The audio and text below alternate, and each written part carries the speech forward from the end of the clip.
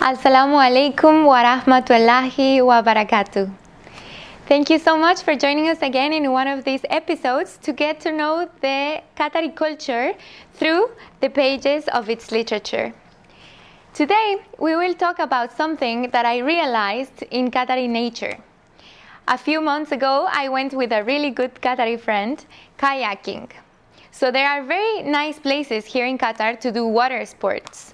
One of them is outdoors kayaking. And when I was in the kayak, I realized that close to us there were very, very big trees. And it caught my attention.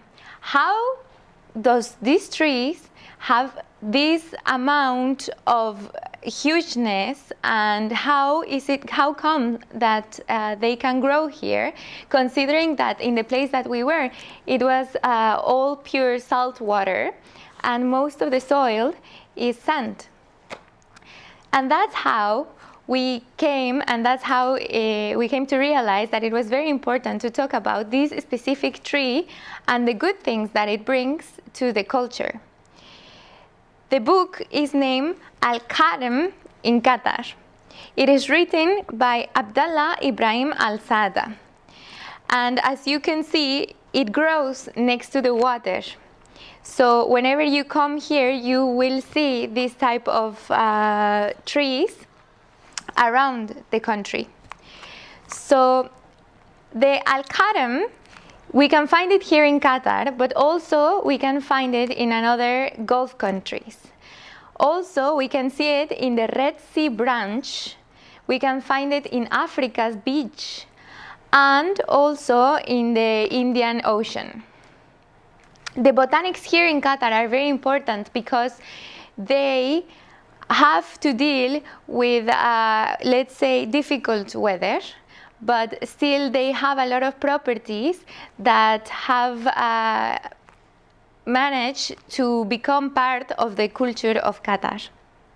So in this book, we can get to know more about, for example, where can we find it around Qatar and its scientific characteristics. For example, here we can see, and the book explains, that this plant, this tree, it was called Avicennia marina. So Avicennia actually is the name of the Arabic scientist that studied this tree since a long time ago. That's why the scientific name of the tree, of the plant, it's Avicennia. And marina, it comes from the sea. Marina, also in Spanish, we use marina to use the plants that grow in the sea. This tree also does part of the environment here in Qatar. We will talk about main characteristics of the tree. It can grow even to 6 meters, so it is big. It is green the whole year. It doesn't have these phases of autumn or wintry where they lose the leaves. No, it is all the year green. And what is very, very particular and important of this plant is that it has some sort of called salt glands. What this salt gland does is that naturally the plant repels the salt, and this plant is able only to extract the water that is around it.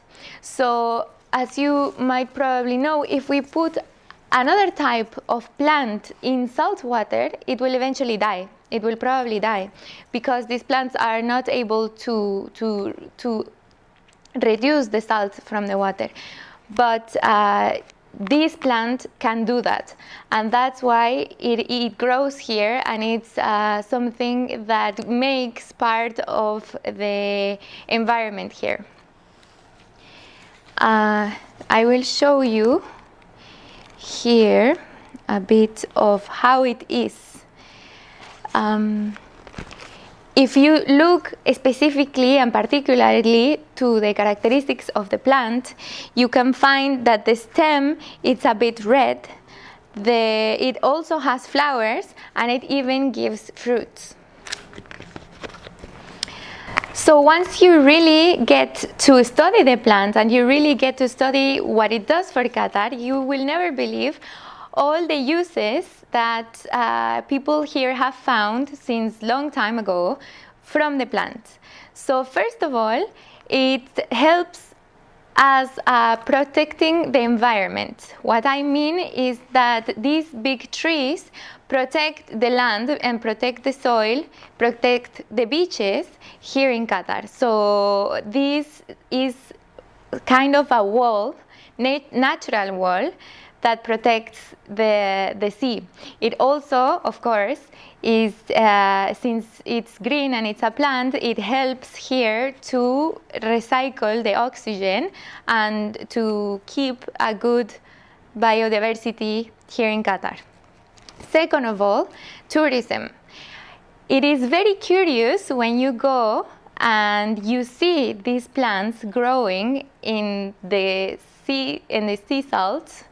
And it is also curious the way that the roots grow, because the roots not only stay in the ground as a normal tree, but these roots go up. So if you ever come here to Qatar and go kayaking, for example, or trekking, you will be able to see small roots going out from the sand, because it's the roots of this tree. Third of all, it helps also in production and economy. Why? Because animals feel protected close to this tree. This tree attracts animals not only from outside of the water, but also in the inside. So from the inside, this tree attracts fish, which, alhamdulillah, helps here in production and economy of fishing. Second of all, bees. Bees feel very comfortable in the presence and the company of these trees. So a lot of bees come here and produce their honey, and their homes to produce honey, which is also a very good promoter of the economy and the production of food here in Qatar.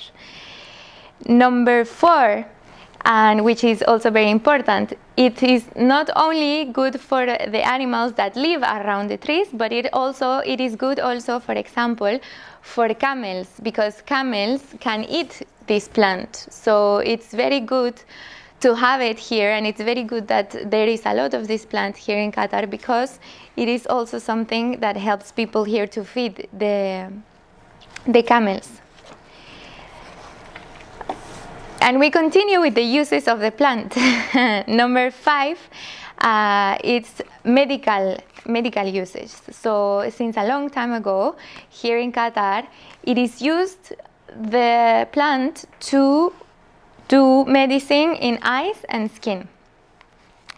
Also, we can find the usage of this plant in soap, which apparently is very good, as I said, for the skin.